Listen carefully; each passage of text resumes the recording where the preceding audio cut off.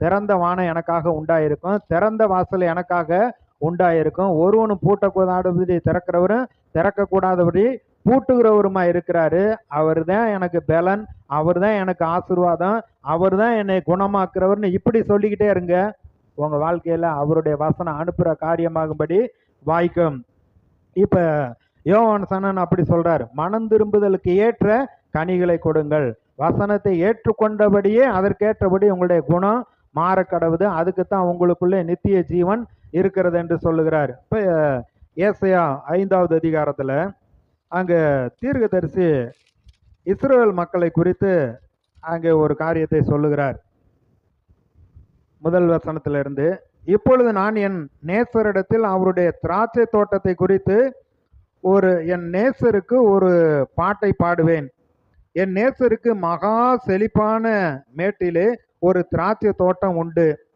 அவர் அதை வேலியடைத்து அதில் உள்ள கற்களை பொறுக்கி அதில் நற்குல திராட்சை செடிகளை நட்டு அது நடுவிலே ஒரு கோபுரத்தை கட்டி அதில் ஆலையையும் உண்டு பண்ணி அது நல்ல திராட்சை பழங்களை தரும் என்று காத்திருந்தார். அதுவோ கசப்பான பழங்களை தந்தது. எருசலேம் குடிகளே, யூதாவின் மனுஷரே, எனக்கும் என் திராட்சை தோட்டத்திற்கும் நியாயந்தீருங்கள். நான் என் திராட்சை தோட்டத்திற்காக செய்யாததை எந்த வேலையை அதற்கு இனி செய்யலாம்? அது நல்ல திராட்சை பழங்களை தரும் என்று நான் காத்திருக்க அது கசப்பான பழங்களை தந்தது என்ன? இப்போது நான் என் திராட்சை தோட்டத்துக்கு செய்வதை உங்களுக்கு அறிவிப்பேன். அதன் வேலியை எடுத்து போடுவேன், அது மேய்ந்து போடப்படும். அதன் அடைப்பை தகர்ப்பேன், அது மிதியுண்டு போம். அது அதை பாழாக்கி விடுவேன். அதன் கிளை நறுக்கப்படாமலும் களை கொத்தி எடுக்கப்படாமலும் போவதினால் முட்செடியும் நெறிஞ்சிலும் முளைக்கும். அதன் மேல் மழை பெய்யாதபடிக்கு மேகங்களுக்கு கட்டளையிடுவேன் என்றார். சேனைகளின் கர்த்தருடைய திராட்சை தோட்டம் இஸ்ரவேலின் வம்சமே, அவருடைய மன மகிழ்ச்சியின் நாற்று யூதாவின் மனுஷரே.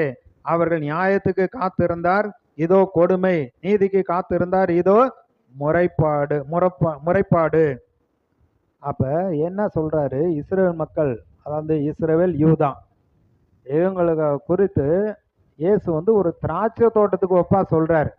நான் வேலி அடைச்சு அதில் இருக்க தேவையில்லாத கல்லெல்லாம் எடுத்து போட்டு கோபுரத்தை கட்டி நான் இவ்வளவு எல்லாம் செஞ்சு நல்ல பலன் வரும்னு எதிர்பார்க்குறேன். ஆனால் அது கசப்பான பழத்தை கொடுத்தது. நான் என்னதான் செய்யணும்? இப்போ நம்மளை எடுத்துக்கிட்டா, என் பூமியில நீ எப்படி பாதுகாப்பாக நல்லா வாழணும்னு இவ்வளவு வாக்குத்தத்த வசனங்களை நான் கொடுத்துருக்கிறேன்.